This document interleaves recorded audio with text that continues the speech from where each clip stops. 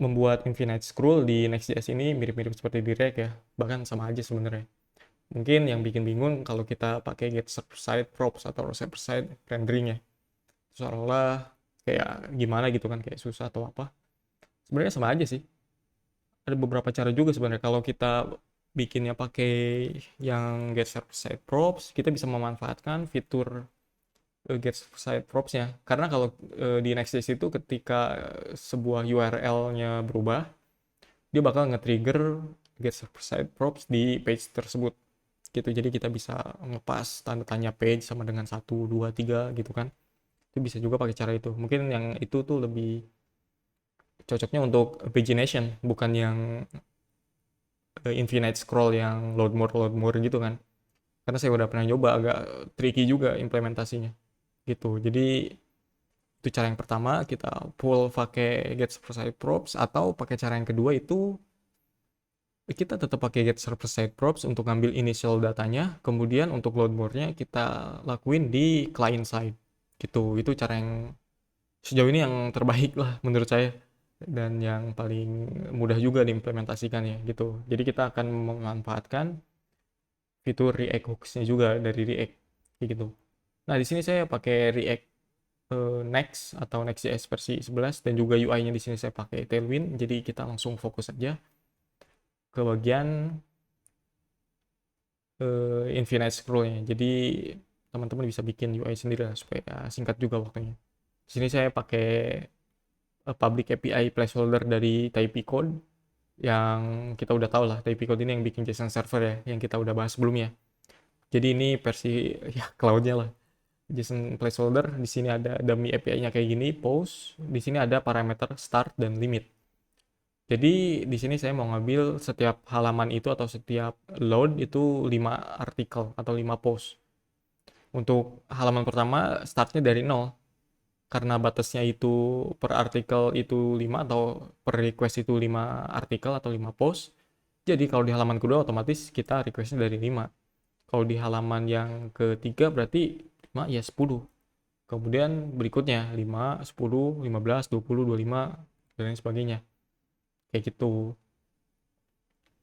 Oke, dan berikutnya sekarang kita akan coba implement. Kita copy aja URL-nya, lalu di sini kita bikin export async function get server side props.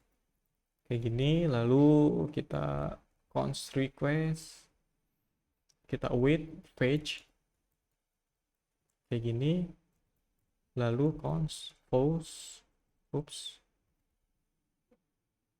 wait request JSON, lalu kita langsung return props, kita masukin ke sini lalu post. Jadi kita nge-request ke sini, habis itu kita ambil respon dari request yang kita buat di atas ini sebagai JSON. Kita ambil JSON-nya lalu kita pass ke props. Kalau kita pass objek post ini ke props, kita bisa akses di home ini. Kita akses aja di sini. Namanya kan post. Kita langsung di structuring aja props itu. Kemudian juga kita bisa console log di sini post JS. Nah, error kan? Kita reload. Masih error. Kenapa nih? Namanya salah. Harusnya post. Kita save. Nah, dia muncul error maksudnya. Nah, di sini ada di console lognya ada 5 post sesuai dengan yang kita inginkan atau yang kita request. Sekarang kita load di sini, eh, supaya enak di sini kita kasih artikel aja deh, jangan div. Artikel di sini kita pakai post map, kemudian kita restructuring juga datanya, itu ada title, ada ID dulu deh. Ada ID, title, ada body, kemudian kayak gini, 7. Ups, kemudian kita tutup kayak gini. Gini aja, bener nggak? Oh nggak, ininya satu lagi. Nah, kayak gini. Lalu kita kasih title sini. Kita kasih body juga di sini, dan jangan lupa di sini ada ID, bukan ID ya, key sebenarnya. Kita save. langsung muncul dia sesuai yang kita request ya. Soon out bla bla bla. Benar. Nah, sekarang kita akan coba kasih load more di sini. Ketika diklik dia ngeload data baru kayak gitu. Nah, sekarang kita perlu bikin hooks-nya atau state-nya. Kita import use state, kemudian from React, lalu kita define startnya, berarti startnya dan set start. Start ini yang jadi offsetnya nanti. Use state, startnya ini mulai dari nol kan. Kayak gini, kemudian kita bikin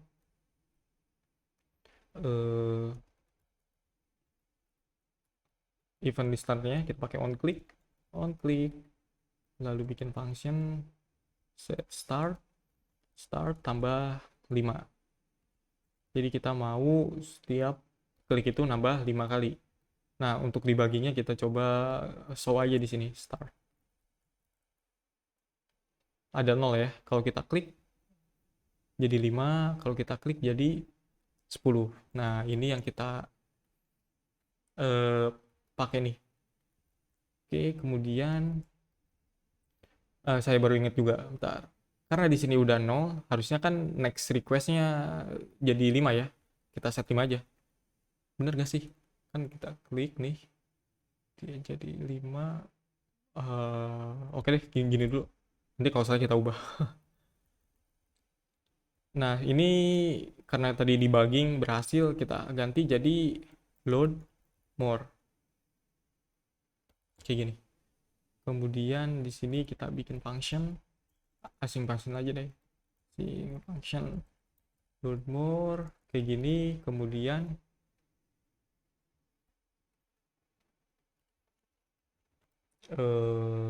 kita bikin request lagi ya. Request await page, kita copy lagi URL-nya kayak gini, kemudian biar enak kayak gini kita kasih template literal aja pakai backticks.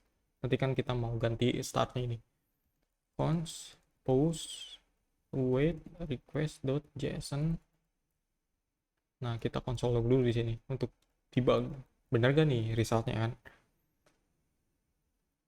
Kita ganti jadi apa ya, 0, berarti start. Berarti kalau kita tekan load more, dia ngambil current value startnya. Kemudian kita paste ke sini. Startnya ini harusnya jangan 0 ya, berarti 5 karena nextnya itu 5. Yang 0 ini kita udah pakai. Berarti 5. Kita save.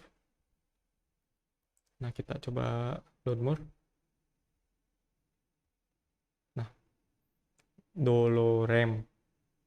ID-nya aja 6. Nah, lihat kan ID-nya 6, 10.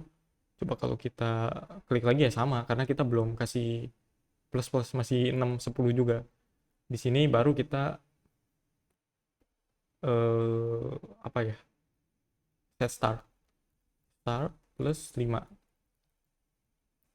gitu. Kita save lagi. Nah, kita coba sekarang. 6 10, kemudian kita klik lagi load more.